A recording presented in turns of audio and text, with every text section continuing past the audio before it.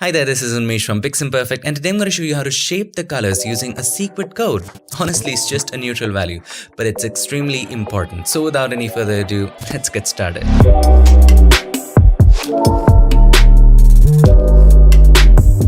So here we are in the magical world of Photoshop, and if you want to go ahead and download this photo and follow along, check the links in the description. So this is a trick which I've taught you before, and it's about changing the luminosity of the colors without touching or doing anything to the color, keeping the colors intact. Okay, and that is something which we do by creating a black and white adjustment layer, by clicking on the adjustment layer icon and then choosing black and white. Now right now it's making the color black and white. You want to say to Photoshop, do not touch the colors, just touch the luminosity or the brightness of those colors.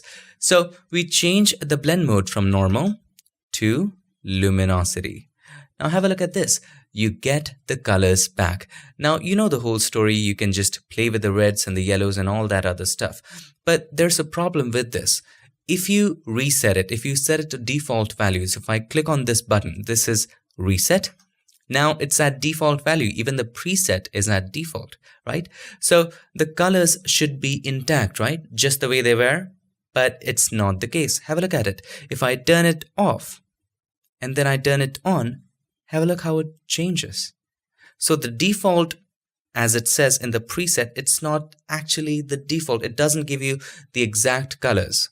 There has to be some other number, some other combination, and that is the secret number. So all you need to do, you need to click on the preset drop down and choose neutral Piximperfect, and everything will be normal. So if I turn it off and then turn it on, it will be the same. So it's a great starting point.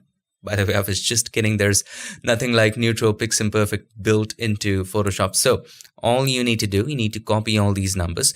So right now, pause the video, copy all this 30, 89, 58, 70, 11, 42. Copy that and then click on this grid on the corner and then choose Save Black and White Preset. And you can save it in whatever name you want. I've already done that, and that's why you see neutral Piximperfect. For this case, I'm going to save it as Test Tutorial Pix. All right, and click on Save. Now you will see it in the drop down. So make sure you make that neutral preset so that you can get back to it whenever you're applying this trick or technique. Now, how did I find out this number? Well, if you're interested, you can watch it at the end of the video in this duration. Okay, let's get back to it. Now you can make any changes to it if you want to. I'm going to make the reds a little darker, and let's zoom in. Let's see what it's doing to the image. Maybe yellows a little tad brighter, just a touch. Greens a little brighter. Let's fit it to the screen. Okay, the cyans. We can make it darker, brighter, we can go both ways, but if we make it darker, it's increasing the contrast a little bit, and I like it. The blues, you can make the blues a little darker. Magentas, not much of a change. So have a look at the before and after. So this is the before, this is the after. Adds so much more contrast and fun to the image. Now you can go forward with it. You can add a curves adjustment layer. Click on the adjustment layer icon and then choose curves. And by the way, I have a complete detailed guide from start to finish on using curves. So check out this video if you want to learn more about curves. So what I'm going to do, I'm just going to zoom in, and with the help of the hand tool, so this is the hand tool, select the hand tool. If you want to make an area brighter, you will just click and drag it up. So I want to make the lighter waves brighter. So I'm going to click and drag it up like that. I want to make this dark area darker. So I'll just simply, let's say, click and drag it down. Have a look, so easy, right? Before and after. So this is the before, this is the after.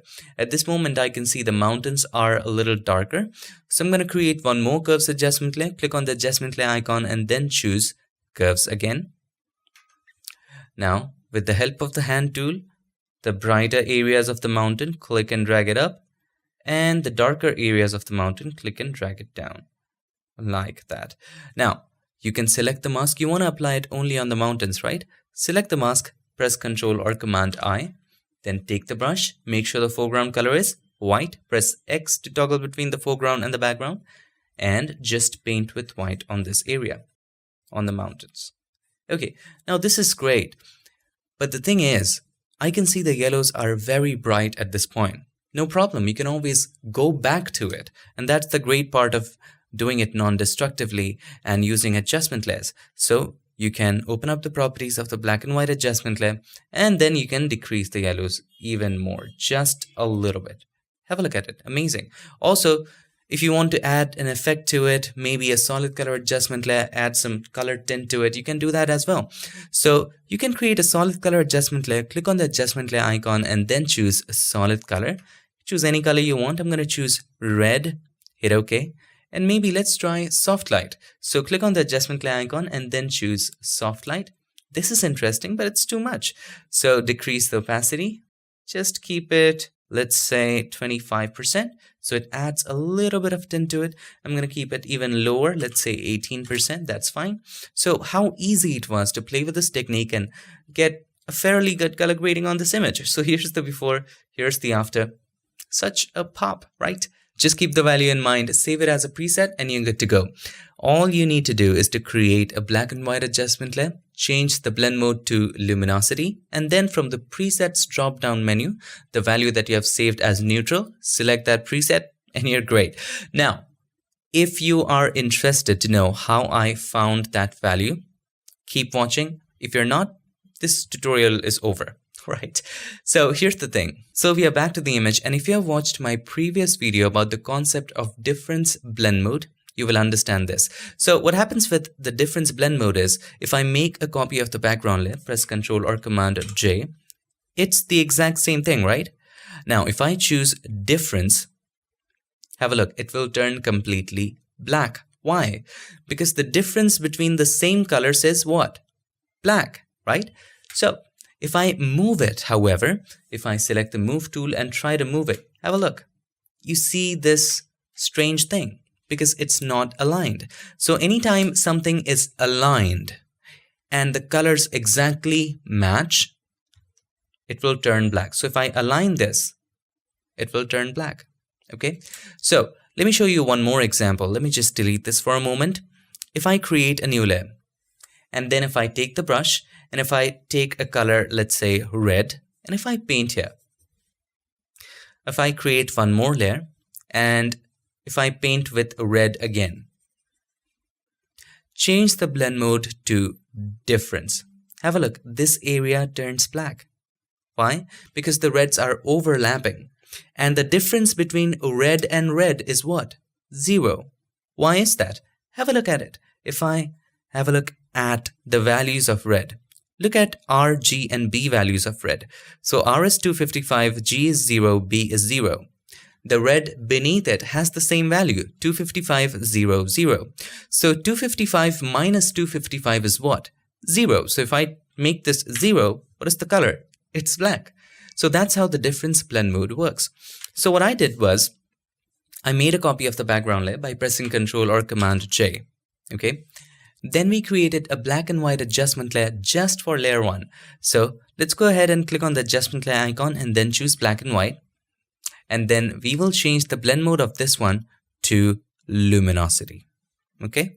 And we will only apply it to layer 1. So we will hold the alter option and click on the line between these two. Alternatively, you can also click on this button.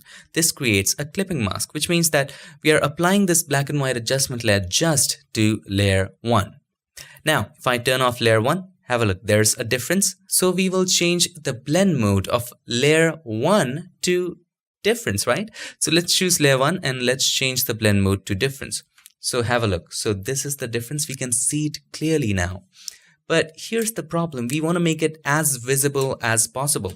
So this is just for visibility. At the top, I'm going to create a curves adjustment layer and just make it as visible as possible. As you can see, so this is the difference. Now we will go to the black and white properties adjustment layer and we will play with this until everything turns black. So we played with this just to figure out which values would work best to make it black, as dark as possible. So we tried this with a lot of images and finally figured out the values which would work best. So if I just go ahead and directly select neutral, you'll see it turns completely black.